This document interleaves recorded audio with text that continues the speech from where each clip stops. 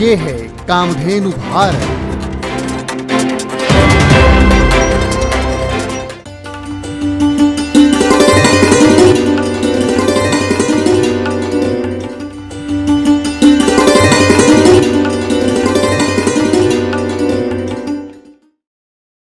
मैं डॉक्टर गुरु प्रसाद सिंह काशी हिंदू विश्वविद्यालय में अध्यापक हूँ डेयरी साइंस में।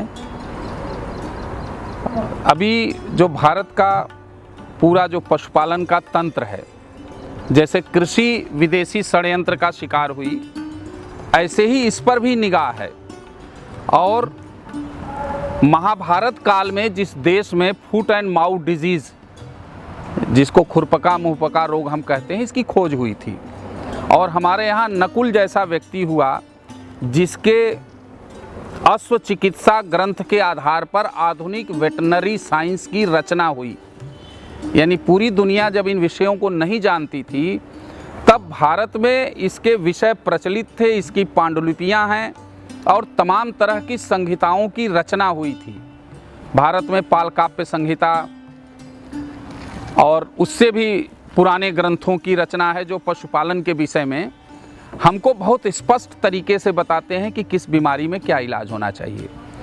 आज विदेशी षड्यंत्र में ये शोर मीथेन गैस का फैलाया जा रहा है, जबकि भारत का जो देसी गोवंश है, इसका गोबर ठोस रूप में बंधा हुआ आता है और प्राकृतिक रूप से उसके ऊपर एक पारदर्शी झिल्ली आती है। और जैसे ही वो गोबर ज़मीन पे आता है, वो झिल्ली उसको पूरा ढक लेती है। और विदेशी नस्ल की गाय का गोबर पतला और बदबूदार होता है। तो अपने यूरोपियन मानक के आधार पर वो भारतीय गाय से भी व्याख्या कर रहे हैं कि ये मीथेन प्रोडक्शन करती है।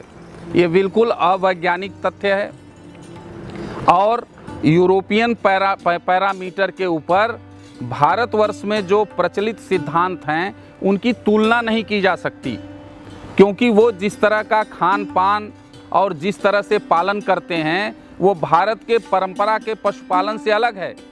हमारे यहाँ रीजनल और सीजनल चारे हमारी गाय खाती थी, चराई पर आधारित रहती थी। वो जंगलों में तमाम तरह की जड़ी बूटियों को चरती थी। इसलिए जो डाइजेशन की समस्या उनकी गायों को होती है एक जगह पे बंधा होने पर, या मीट प्रोटीन खाने पर, या बहुत तरह के भोजन में जो वो क्रूड प्रोटीन देते हैं, और अखाद्य पदार्थों को भी वो अपने पशुपालन में खिलाते हैं, क्योंकि उनका उद्देश्य होता है कि उनका पशु मोटे शरीर का हो, उसके अंदर चर्बी बढ़े, मांस बढ़े, क्योंकि उनका पशुपालन मीट प्रोडक्शन के लिए होता है। भारतवर्ष में हम अपने पशु को जो खिलाते हैं, जो हम खाते हैं, लगभग उसी का जो वेस्ट होता है। मटर के दाने हम खाते हैं, छिलके उसको खिलाते हैं। अरहर की दाल हम खाते हैं, उसके ऊपर का छिलका और उसका जो चूरा होता है वो हम पशु को खिलाते हैं। गेहूं हम खाते हैं, उसका भूसा उसको खिलाते हैं। यानी लगभग वही सारे तत्व हम उसको देते हैं। तो मीथेन प्रोडक्शन वाला ये जो भ्रम है, ये भारतीय पशुपालन को बर्बाद करने का षड्यंत्र है। और जिस तरह से भारतीय कृषि को अधिक उत्पादन के नाम पर बर्बाद कर दिया गया, देश से फसलों की विविधता को नष्ट कर दिया गया, उसी तरह अब इनकी दृष्टि भारत के पशुपालन पर है।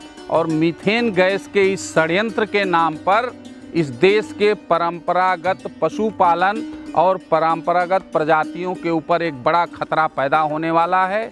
इसलिए समाज को, वैज्ञानिक वर्ग को, राष्ट्र के सारे जागरूक वर्गों को इस विदेशी षड्यंत्र को समझना होगा और इस पर हमको जागरूक रहना होगा। धन्यवाद।